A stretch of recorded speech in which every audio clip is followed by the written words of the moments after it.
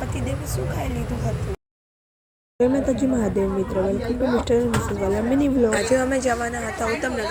અમારા માસીનો છોકરો બાજુવાળાને ડેલીમાં વહી ગયો હતો. અમે ઉત્તમનગરમાં સૌથી પહેલા મારા માસીની છોકરીના ઘરે ગયા હતા. ત્યાં અમે બધા બેઠા બેઠા વાતો કરતા હતા. પછી ત્યાંથી અમે અમારા માસીના ઘરે જતા હતા. આ મારા ભાઈનો છોકરો છે, તે કેટલો ક્યુટ લાગતો હતો. અમે ન્યૂલી મેરેડ બેનના ઘરે આવ્યા હતા. કેમેરો જોતે ડાયરેક્ટ સંસ્કારી થઈ ગઈ હતી. પછી એમના ઘરે માસીબા આશીર્વાદ દેવા આવ્યા હતા. એ બહુ ખુશ હતા, એટલે તે લોકો ડાન્સ પણ કરતા હતા. પણ તે આવ્યા હતા. પછી અમે બધા સાથે જ માધીપુર જતા હતા.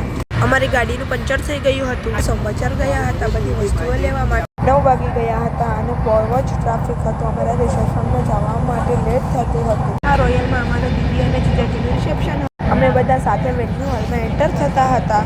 એન્ટ્રન્સમાં દીદી અને જીજાજીનો ફોટો પણ લાગ્યો હતો. શિકા અને સાગર બધાનું વેલકમ કરતા હતા.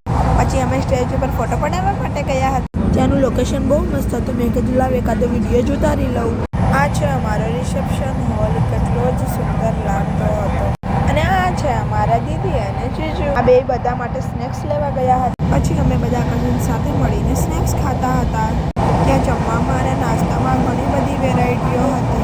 દીવ મારા માટે જ્યુસ લઈને આવ્યા હતા અને પોતે જ પીતા હતા. પછી મેં યશમીને ચીયર્સ કર્યું હતું. યશુ અને ચિંકી ઊભા ઊભા ગોલગપ્પા ખાતા હતા. પછી હું મારા હસબન્ડને ગોલગપ્પા ખવડાવવા ગઈ હતી. ત્યાંથી જોઈ ગઈ કે આ બધું શું છે, તમે શું મારો વિડીયો ઉતારી રહ્યા છો.